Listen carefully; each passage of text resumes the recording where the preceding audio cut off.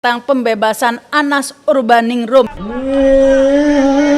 membuat banyak orang geleng-geleng kepala. Ini bagaimana mungkin seorang koruptor begitu ya, pembebasannya disambut bak pahlawan ya, dikasih podium untuk pidato, disambut meriah dengan simpatisan yang banyak. Nah, ini yang membuat pembahasan di media sosial dan juga dikomentari oleh banyak pihak ya. Seperti kita ketahui bahwa mantan Ketua Umum Partai Demokrat sekaligus mantan Ketua Umum PBHM ini ya terlibat kasus korupsi terkait proyek Pusat Pendidikan Pelatihan dan Sekolah Olahraga Nasional P3 di Hambalang, Bogor, Jawa Barat. Dan yang menarik ini justru selanjutnya setelah bebas dikesankan bahwa Anas Urbaningrum ini adalah korban kriminalisasi begitu. Tetapi intinya yang terjadi adalah bagaimana hubungan antar mereka ini retak.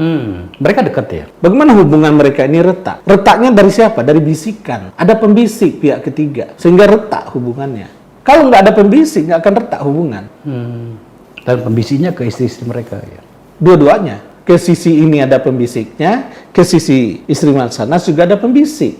Lalu bisikan itu ngalir ke Mas Anas dan ngalir ke Mas Nazar. Tetapi yang berdua ini masih tetap akur, walaupun sudah dibisik-bisiki macam-macam dan Tapi aneh-aneh. pada kenyataannya tetap saja Pak Nazar menggigit Pak Anas. Itu kan setelah Mas Nazar terlibat persoalan hukum, ya kan? Setelah terlibat persoalan hukum, lalu kusutnya bertambah karena disiram bensin terus oleh pihak luar, ya kan? Lalu kemudian wajar dong, misalnya Mas Nazar minta perlindungan. Tetapi Mas Anas yang tidak di pemerintahan, perlindungan apa yang bisa diberikan? Kan juga tidak bisa. Oke.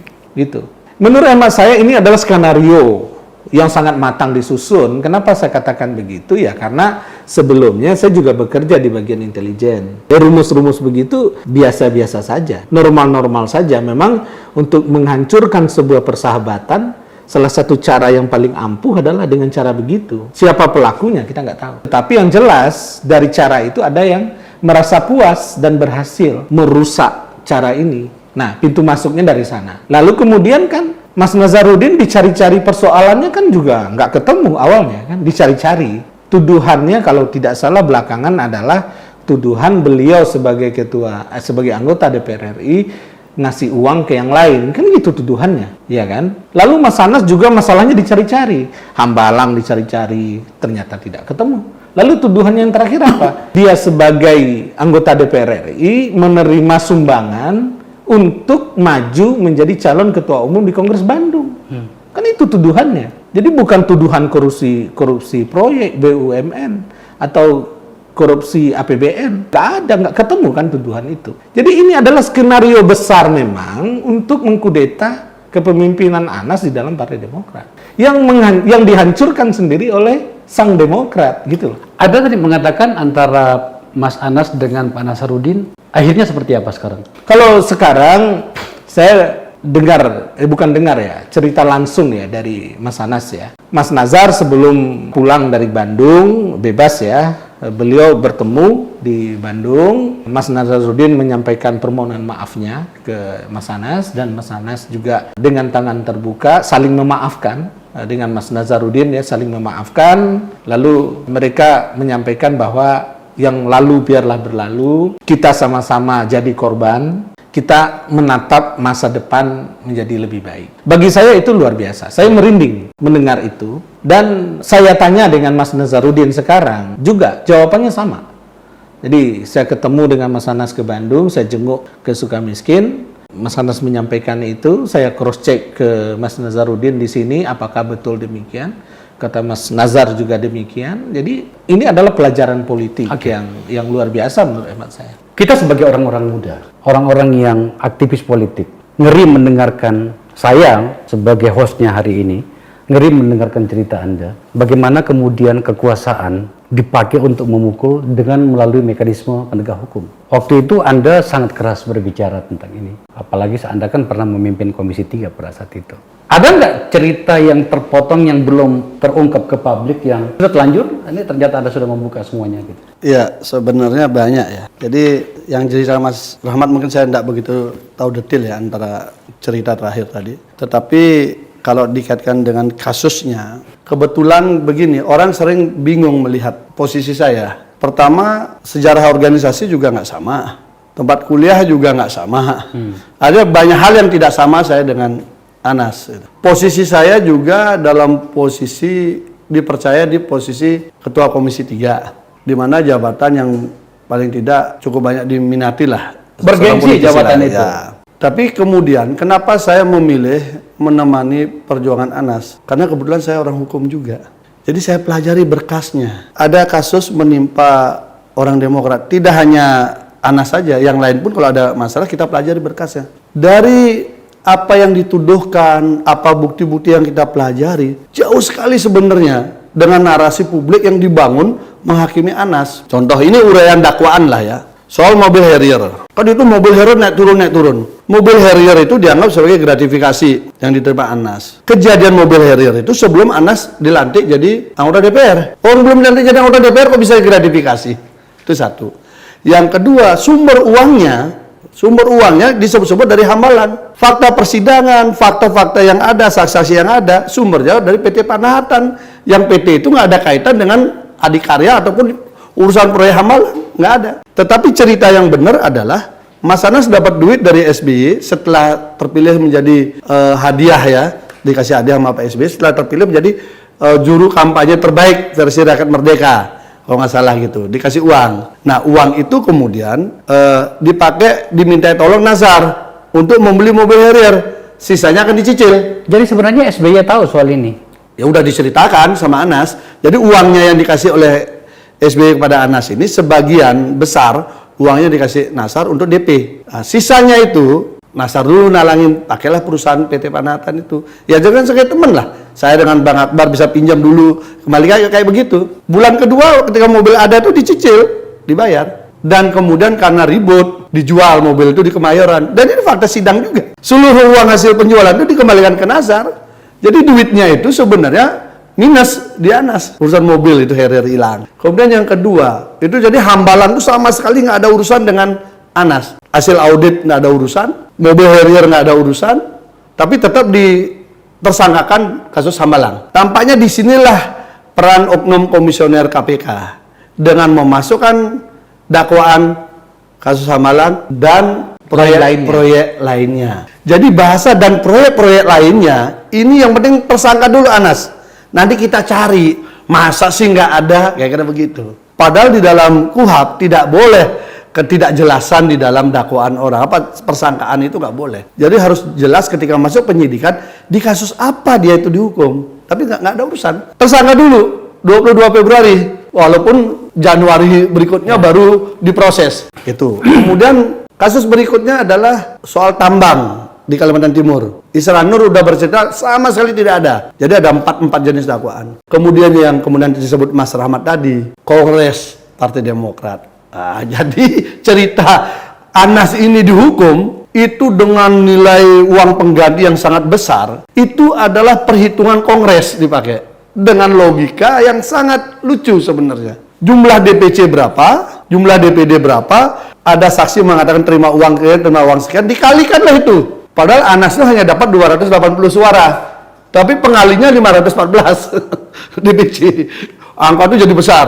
Dari duit mana? Tidak ada fakta sidang apapun yang menyatakan bahwa itu dari proyek APBN di mana, departemen apa, kementerian apa, lembaga apa, nggak ada. Pokoknya uang negara mana yang dirugikan? Nah, tidak ada. Sampai sekarang nggak ada. Di putusan itu nggak ada. Termasuk ketika berlipat oleh Artijo pun itu nggak ada. Itu yang membuat saya pernah ketemu Pak Mahfud MD ketika kita tweet war di Twitter. Akhirnya beliau ngundang saya hadirkan bersama Yulianis melihat data itu di kantornya Pak Mahfud. Waktu itu beliau belum Menko Polhukam. Beliau lihat sendiri itu semua. Kaget dia lihat siapa-siapa yang terima uang. Nggak ada nama Anas di situ. Itu dokumen yang ada di KPK itu. Nah, dokumen itu ada sama saya. Nah, itu kan tahu-tahu sendiri kan, nggak ada. Nah, melihat fenomena itu, akhirnya saya berpikir lebih baik saya nemeni dia lah daripada saya ini. Nah, ada sebuah kisah menteri, saya buka aja lah sekarang. Ada Mas Akbar cerita. Pak Juruwace, kebetulan sama-sama sekarang di Sukamiskin. Ya. Saya dipanggil lah. Masa kamu datang ke rumah jabatan? Datanglah saya. Datang. Habis itu saya dipanggil Begini ya, saya baru datang dari Cikeas. Ini ada pesan. Kamu segera tinggalkan Anas. Karena sebentar lagi akan ada perang SBY melawan Anas. Ah, enggak lah. Masa enggak ada lah, Pak. Enggak, ini akan berhadapan ini. Gitu. Enggak lah, Pak. Pokoknya SBY itu guru saya, Anas itu sahabat saya. Hanya kebetulan Anas ada masalah, ya kita bantulah. Anas dulu gitu. Enggak, kamu harus pilih.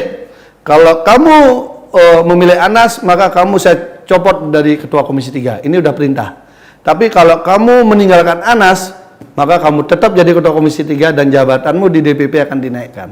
Itu iming-iming yang diberikan. Demi Tuhan nih, Pak Jurwacit pasti tahu. Nah, akhirnya saya bilang, saya tetap tidak mau memilih salah satu. Pak SBY guru saya, berkat beliau saya tertarik masuk Demokrat dan kemudian saya percaya ini akan bisa masalah selesai. Ah, kamu ini keras kepala. Siap-siap dicopot kamu sebagai ketua Komisi 3. Jadi sebelum proses pencopotan saya sudah tahu. Nah, oke lah Pak, nggak apa-apa kalau memang karena sikap saya itu saya dicopot, tidak ada masalah. Bagi saya jabatan ada batasnya, tapi pertemanan persahabatan itu tidak ada batas waktunya, saya bilang begitu. Udah, kecewa lah Pak Jurwacit lah. Karena dianggap Pak Jurwacit dianggap sebagai orang Bali yang kira-kira bisa memberitahu saya gitu lah untuk saya ninggalin Anas. Karena waktu itu kan sudah satu persatu temen ini sudah pada kabur nih kan. Oh iya. Mungkin dioperasi atau apa saya nggak tahu lah masing-masing.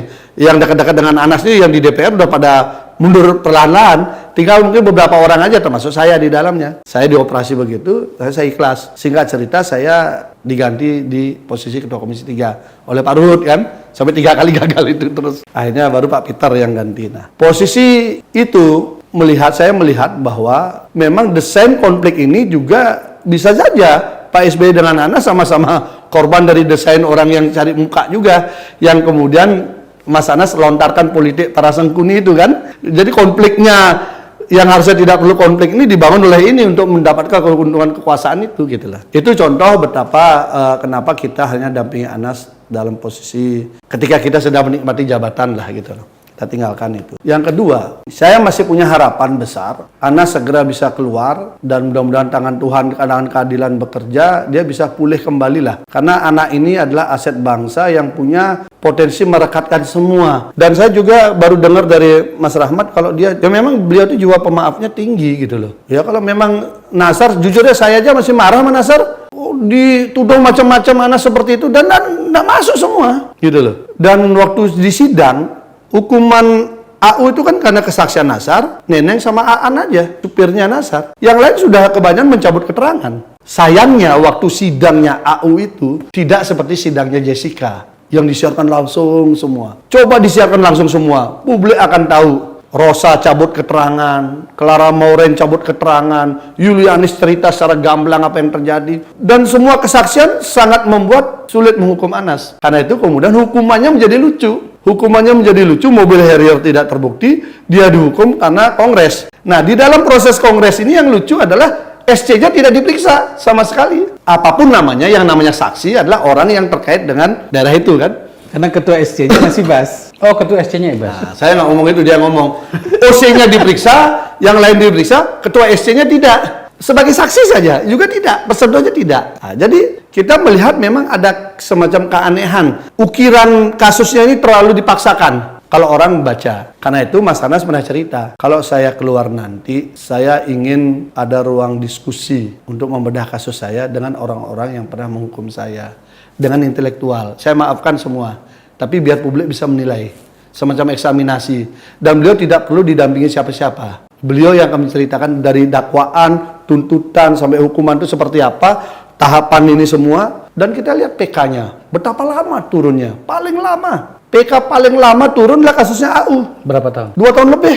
Di antara semua kasus korupsi yang diajukan ke Mahkamah Agung, paling lama tarik-menarik. Sebelum Idul Fitri sampai 2 kali Idul Fitri lewat, belum juga turun. Nah, ini contoh saja betapa tarik-menariknya begitu kencang. Saya sih berharap sebenarnya dengan posisi KPK hari ini, yang mudah-mudahan bisa mengklirkan kembali itu, bisa saja kemudian dilakukan langkah-langkah untuk membantu pemulihan keadilannya. Mas Anas gitu loh. Dengan langkah-langkah itu saya kira anak ini bisa kembali masuk ke dunia politik kita untuk kita sajikan pengabdiannya pada bangsa dan negara, tidak dihabisi dengan cara kekuasaan seperti ini. Ini tidak bagus menurut saya. Kuncinya. Mas Ahmad, terakhir.